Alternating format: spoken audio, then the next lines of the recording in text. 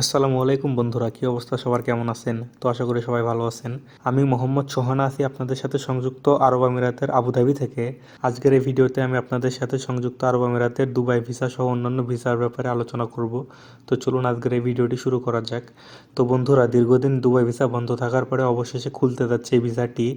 প্রায় দীর্ঘ 4 মাস 5 মাসের উপরে হলো আউটসাইড ভিসা বন্ধ, ইনসাইডে অনেক কিছু বন্ধ ছিল। এই দেশে পুরোপুরি 4 মাস সাধারণ ক্ষমা দিয়েছিল।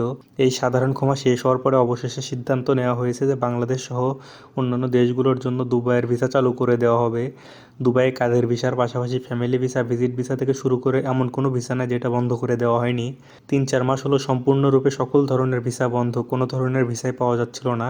তো অবশেষে ভিসা চালু করার ব্যাপারে সিদ্ধান্ত নিয়েছে। ফেব্রুয়ারি মাসের প্রথম সপ্তাহেই চালু হয়ে যাচ্ছে দুবাইয়ের ভিজিট ভিসা।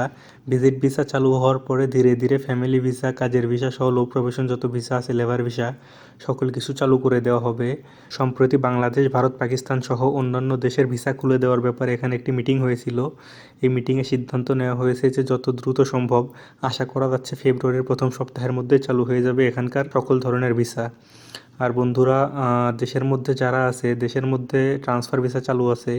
ট্রান্সফার ভিসা বলতে এক ভিসা থেকে ক্যান্সেল হয়ে অন্য জায়গায় ভিসা লাগানো যাচ্ছে।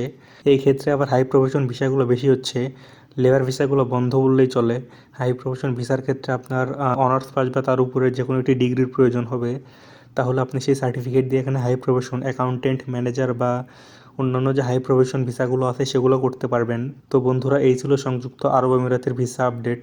তো মূল কথা হলো ফেব্রুয়ারি মাসের প্রথম সপ্তাহের মধ্যেই খুলে যাবে ভিজিট ভিসা এবং পরবর্তী সময়ে আস্তে আস্তে অন্যান্য ভিসাগুলোও খুলে যাবে।